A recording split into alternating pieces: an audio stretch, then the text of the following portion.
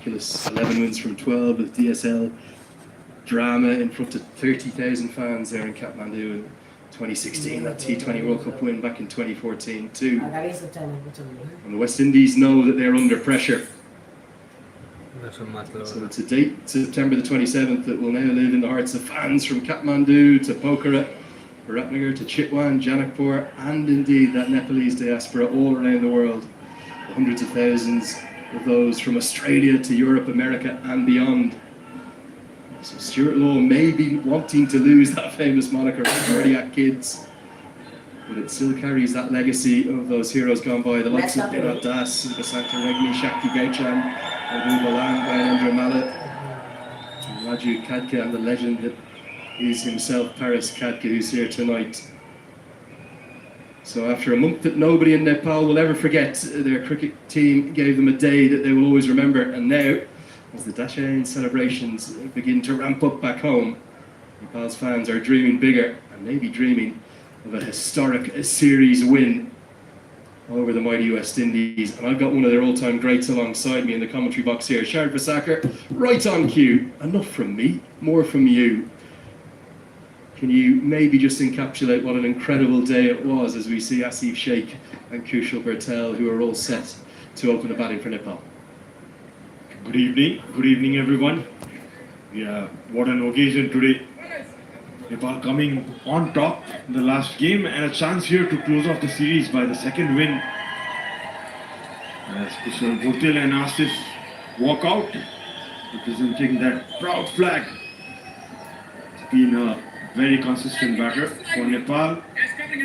Has given some important contributions in the past whenever Nepal has won.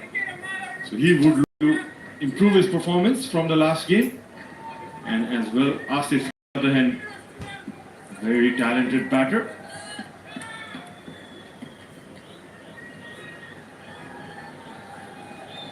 Yeah, both of these two batters probably a little bit shy of form, a bit shy of runs, particularly in this format. And they would like to get Nepal off to a much better start than they did 2 days ago. The good news is it's not necessarily going to be spin immediately, although I'm sure the threat of Akil Hussain will come from the other end. Jediah Blades, who's thought of by many across the Caribbean as an extraordinarily talented youngster, will come into the team today. Still early in his career, like many in this West Indian squad. In and around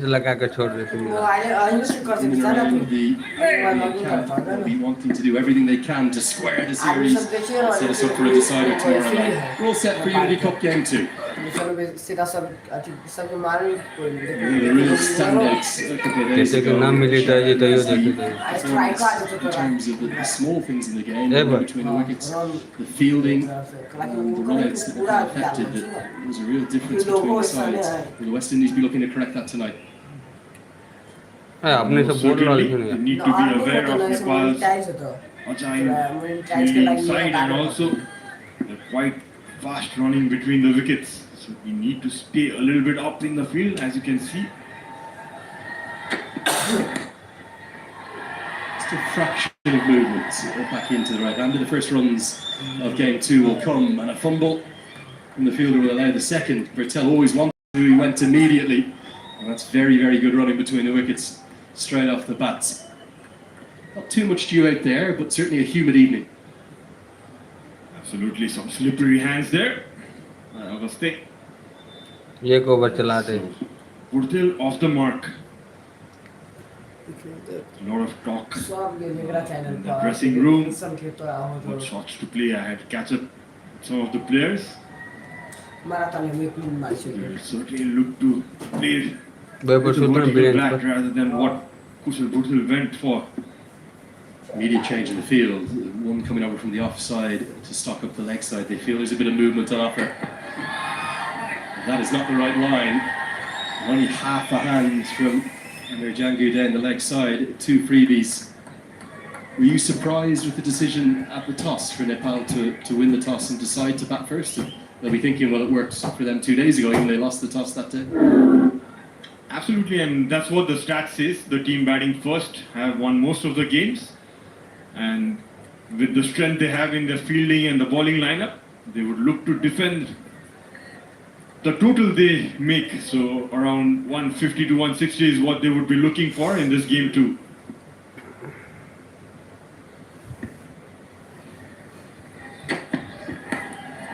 Again, not the right line, and well, the dream way for any batter to get off the mark, just where they love it most, right onto the pads, a tickle around the corner, and the first boundary goes to Asif Sheikh. I was trying to get that swing, blades just drifting a bit down outside the leg stump, just helping on its way. Asif Sheikh gets off the mark with a pretty neat shot.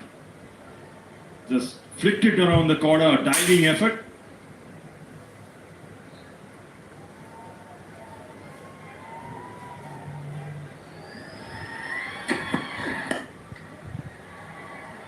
Do have a lot of experience here. Jason Holder, we saw in the pre-match build-up, his record this year is exceptional in this format.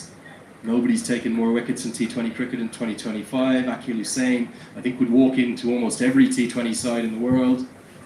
There is a lot of inexperience here too, and that's something that, when you think about the fact that Akil Hussain is captaining for the first time, he'll be leaning a lot upon this man, Jason Holder.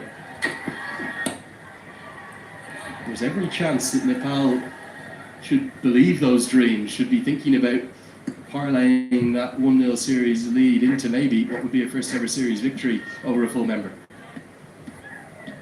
Exactly.